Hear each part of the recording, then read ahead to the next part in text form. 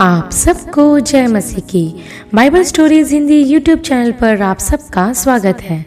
आज मैं आपको अब्राहम और सारा की कहानी के बारे में बताने वाली हूँ, जिसका वर्णन आपको उत्पत्ति की पुस्तक के 12 अध्याय से 22 अध्याय तक देखने को मिल जाएगा।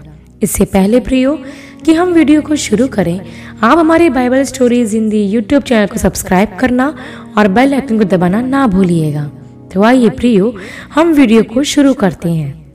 यह उस समय की बात है जब अब्राम अपने घराने के साथ हारान नामक देश में रहता था।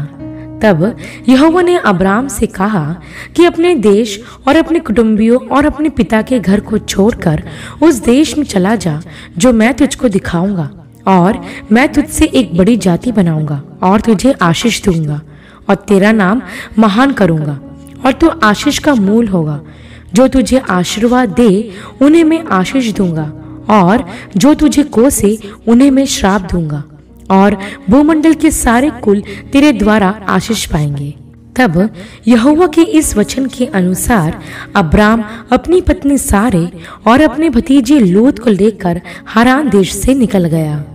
जब वह हारान से निकला था उस समय उसकी आयु 75 वर्ष की थी। हारान से निकलकर वे कनान देश में आए और शकेम में, जहां मोरे के बांज वृक्ष हैं, पहुंचे और वहां रहने लगे। उस समय वहां कनानी लोग भी रहते थे। तब यहोवा ने उसे दर्शन देकर कहा कि यह देश मैं तेरे वंश को दूंगा, और उसने वहां यहोवा के लिए वेदी बनाई और यहोवा से प्रार्थना की। प्रियो, अब्राम हम विश्वासियों के लिए एक आदर्श है, क्योंकि अब्राम परमेश्वर की बुलाहट पाकर एक ऐसे देश की ओर निकल पड़ा जिसके बारे में वह नहीं जानता था। जब परमेश्वर ने उसे अपना घर, अपना कुल और अपना देश छोड़ने के लिए कहा तो अब्राम परमेश्वर की बात मानकर वहां से निकल गया। प्रियो, परमेश्वर ने अब्राम के द्वारा विश्वासियों की एक बड़ी जाति बनाने का निर्णय लिया, क्योंकि अब्राम ने जीवित परमेश्वर पर विश्वास किया और उसका यही विश्वास उसके लिए धार्मिकता गिना गया। जिस समय अब्राम और सारे हारान से निकले थे उस समय उनकी कोई संतान नहीं थी और वे बूढ़े भी हो चुके थे, लेकिन फिर भी उन्होंने परमेश्वर की प्रतिज्ञा पर विश्वास किया। वैसे ही प्रियो, जब परिस्थितियां विपरीत हो और चारों तरफ अंधियारा हो, तब भी हमें परमेश्वर की प्रतिज्ञा को स्मरण रखना है, क्योंकि परमेश्वर के लिए कुछ भी असंभव नहीं है। तब हम आगे देखते हैं प्रियो कि जब कनान में अकाल पड़ा तब अब्राम अपनी पत्नी और लूत को लेकर मिस्र देश की ओर चला गया और वहां पर परदेशी होकर रहने लगा। तब ऐसा हुआ कि अब्राम ने सारे से कहा कि तू सुंदर है, और मुझे मालूम है कि जब मिस्री तुझे देखेंगे तब कहेंगे कि यह उसकी पत्नी है, सो इसलिए वह मुझे मार डालेंगे और तुझे जीवित रखेंगे। इस कारण तू लोगों से कहना तू मेरी बहन है, जिससे तेरे कारण मेरा भला हो। तब ऐसा हुआ कि जब अब्राम मिस्र में आया तो मिस्रियों ने उसकी पत्नी को देखा कि वह अति सुंदर है, और उन्होंने जाकर इसकी चर्चा फिरौन से की। तब फिरौन ने सारे को अपने घर में रख लिया, और इसके बदले में फिरौन ने अब्राम को बहुत सारे भेड़ बकरियां, गाय बैल और दास दासियां दिए। तब यहोवा ने अब्राम की पत्नी सारै के कारण फिरौन पर बहुत सी विपत्तियां डाली। तब फिरौन ने अब्राम को बुलाकर उससे कहा कि तूने मुझे यह क्यों नहीं बताया कि यह तेरी पत्नी है? तूने यह क्यों कहा कि वह तेरी बहन है?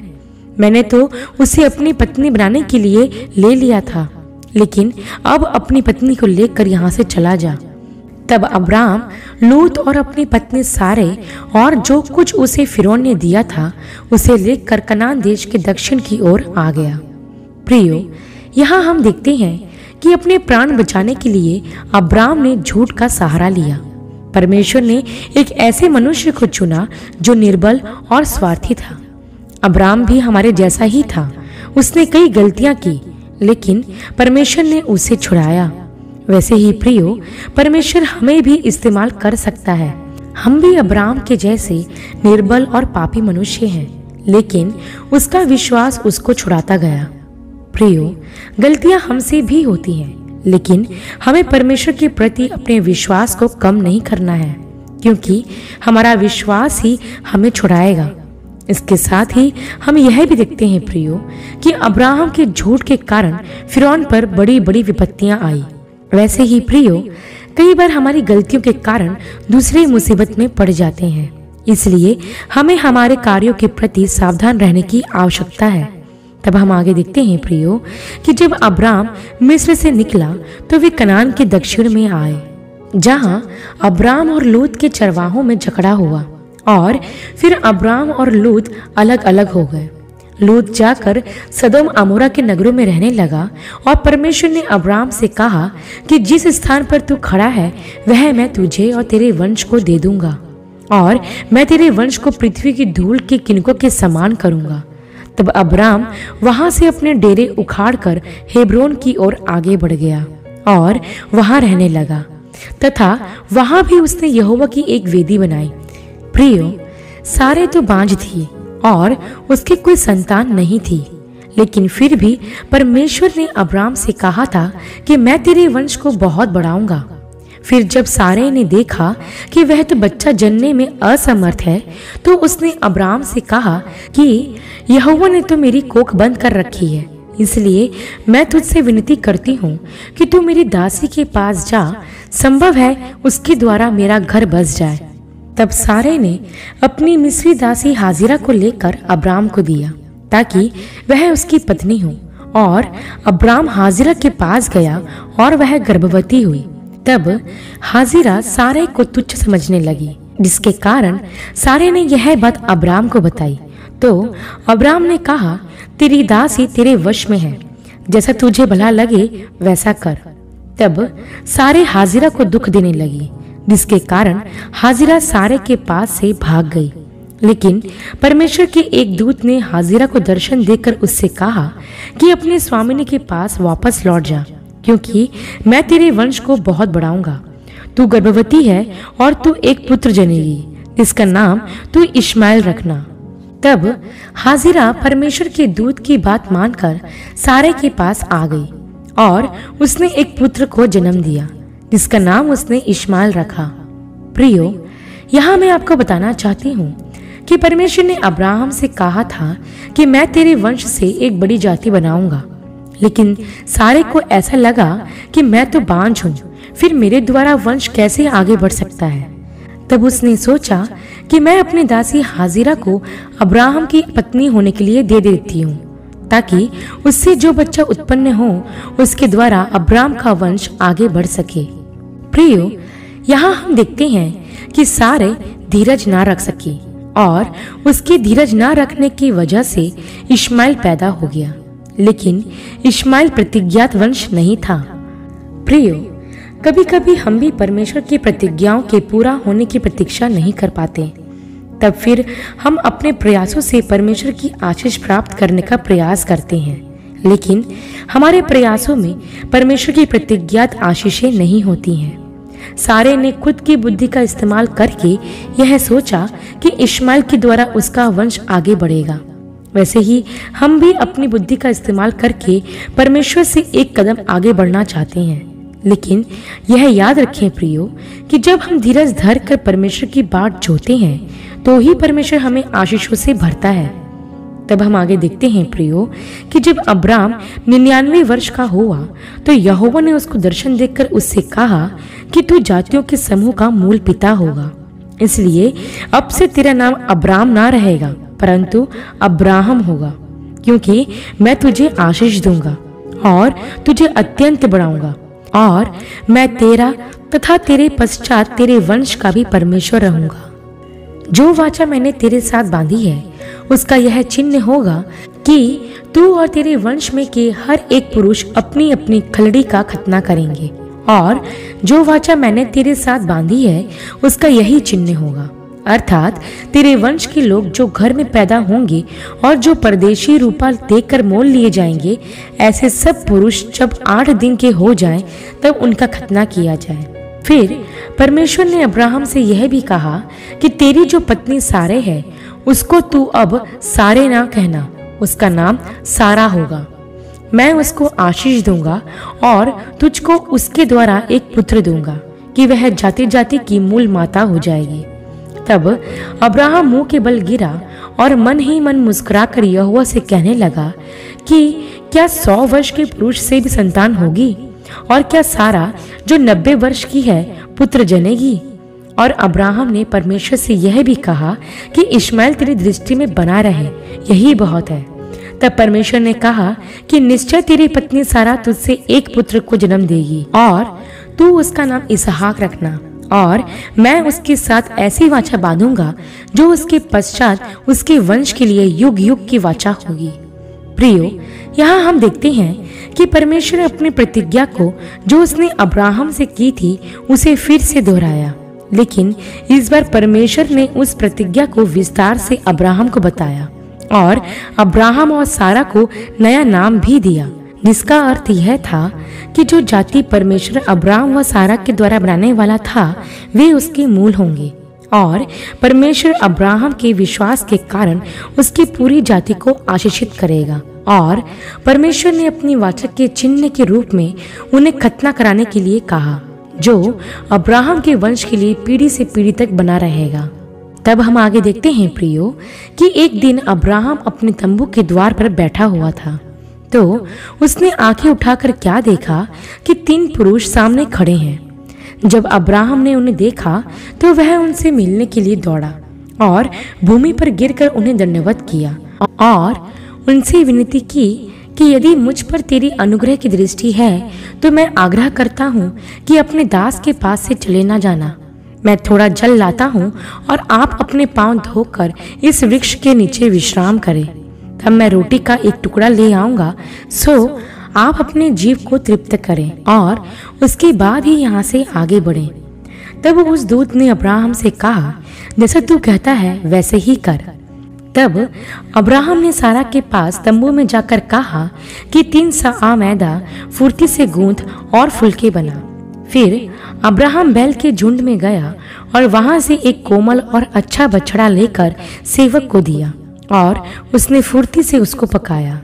तब उसने मक्खन और दूध और बछड़ा जो उसने पकवाया था लेकर उनके आगे परोसा और वे खाने लगे। तब उन्होंने अब्राहम से पूछा, तेरी पत्नी सारा कहाँ है? अब्राहम ने कहा, वह तंबू में है। तब उस दूत ने अब्राहम से कहा, मैं वसंत ऋतु में निश्चय तेरे पास फिर आऊंगा और तेरी पत्नी सारा के एक पुत्र उत्पन्न होगा। तब सारा तंबू के द्वार पर अब्राहम के पीछे खड़ी होकर सब सुन रही थी। अब्राहम और सारा दोनों बूढ़े थे और सारा का मासिक धर्म भी बंद हो गया था।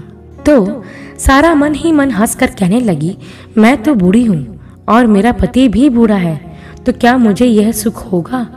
तब यहोवा ने अब्राहम से कहा कि सारा यह कहकर क्यों हंसी कि क्या मुझे जो बुढ़िया हो गई हूँ सचमुच एक पुत्र उत्पन्न होगा? क्या यहोवा के लिए कोई काम कठिन है? मैं नियत समय में अर्थात वसंत ऋतु में तेरे पास आऊंगा और सारा के एक पुत्र उत्पन्न होगा। तब सारा डर गई और कहने लगी कि मैं नहीं हंसी। उसने कहा, नहीं, तू हंसी थी। तब वे दूत वहां से सदोम की ओर चले गए। प्रियो, यहाँ हम अब्राहम के अतिथि सत्कार करने के गुण को देखते हैं। वे 3 पुरुष अब्राहम के लिए अजनबी थे, लेकिन फिर भी अब्राहम आगे से उनके पास गया और उनसे विनती की कि वे कुछ खाकर ही उसके यहाँ से आगे जाएं। प्रियो, अतिथि सत्कार वह गुण है जो हर एक विश्वासी में होना जरूरी है, और पवित्र शास्त्र भी हमें यह शिक्षा देता है कि अतिथि सत्कार करना ना भूलो, क्योंकि कईयों ने अनजाने में स्वर्गदूतों का आदर किया। हाँ प्रियो, हमारे घर में जो भी आए, चाहे वह बड़ा हो या छोटा हो, गरीब हो या अमीर हो, हमें सबका आदर तथा अतिथि सत्कार करना चाहिए। तब प्रियो, हम आगे देखते हैं कि अब्राहम ममरे के बांज वृक्षों के पास से कूच करके गरार में आकर रहने लगा, जहां अब्राहम ने फिर सारा को अपनी बहन बताया, जिसके कारण वहां के राजा अबीमेलेक ने सारा को अपने महल में बुलवा लिया। तब रात को परमेश्वर ने स्वप्न में अबीमेलेक के पास आकर कहा कि जिस स्त्री को तूने रख लिया है उसके कारण तू मर जाएगा, क्योंकि वह सुहागिन है। सो अब अब्राहम को उसकी पत्नी दे, वह नबी है और वह तेरे लिए प्रार्थना करेगा, तब तू जीवित रहेगा और यदि तू उसको ना देगा तो जान रख कि तू और तेरे जितने लोग हैं सब मर जाएंगे। सुबेरे अबीमेलेक तुरंत उठकर अपने सब कर्मचारियों को बुलाता है और उनसे अपने स्वप्न के बारे में बताता है, जिससे सुनकर सब डर जाते हैं। तब वो अब्राहम को बुलाकर उससे कहता है कि मैंने तेरा क्या किया जो तूने मुझसे झूठ बोला। तब अबीमेलेक सारा को अब्राहम को दे देता है और उसे अपने गाय, बैल, भेड़, बकरी, दास दासियां देकर उसे जाने के लिए कहता है। तब अब्राहम अबीमेलेक के लिए प्रार्थना करता है, जिससे अबीमेलेक और उसकी पत्नी तथा दासियां चंगी हो गईं, क्योंकि यहोवा ने सारा के कारण अबीमेलेक के घर की सब स्त्रियों की कोख बंद कर दी थी। तब यहोवा के वचन के अनुसार सारा गर्भवती हुई और उसके बुढ़ापे में एक पुत्र उत्पन्न हुआ और अब्राहम ने अपने उस पुत्र का नाम इसहाक रखा। और जब वह 8 दिन का हुआ तो अब्राहम ने उसका खतना किया। इसहाक के जन्म के पश्चात सारा 37 वर्ष और जीवित रही। उसके पश्चात वह मर गई और अब्राहम ने उसे मिट्टी दी। प्रियो, कुछ बातें हैं जो हम अब्राहम और सारा के जीवन से सीख सकते हैं। सबसे पहले हम यह देखते हैं कि अब्राहम और सारा ने अपने भविष्य ना जानते हुए भी परमेश्वर पर विश्वास रखा। जब परमेश्वर ने अब्राहम को बुलाया तब उसे नहीं मालूम था कि परमेश्वर उसके जीवन से क्या चाहता है, लेकिन फिर भी वह परमेश्वर की बुलाहट पाकर उसके पीछे हो लिया। वैसे ही प्रियो, जब परमेश्वर की बुलाहट आपको मिले तो आप यह चिंता ना करें मेरा भविष्य क्या होगा। बस परमेश्वर पर विश्वास रखें और देखें वो आपको किस तरह उपयोग करता है। दूसरी बात प्रियो, कि अब्राहम और सारा ने परमेश्वर की इच्छा के लिए अपने आप को दे दिया। उन्होंने अपनी इच्छाओं की परवाह किए बगैर परमेश्वर की इच्छा को पूरा करने में अपना सहयोग दिया और परमेश्वर ने अपनी इच्छा इसहाक के रूप में उनके जीवन में पूरी की। तीसरी और अंतिम बात प्रियो, कि परमेश्वर ने अब्राहम और सारा से की गई अपनी प्रतिज्ञा को पूरा किया। हाँ, अब्राहम और सारा को 25 वर्ष का इंतजार जरूर करना पड़ा, लेकिन परमेश्वर ने अपने किए गए वादों को अब्राहम और सारा के लिए पूरा किया।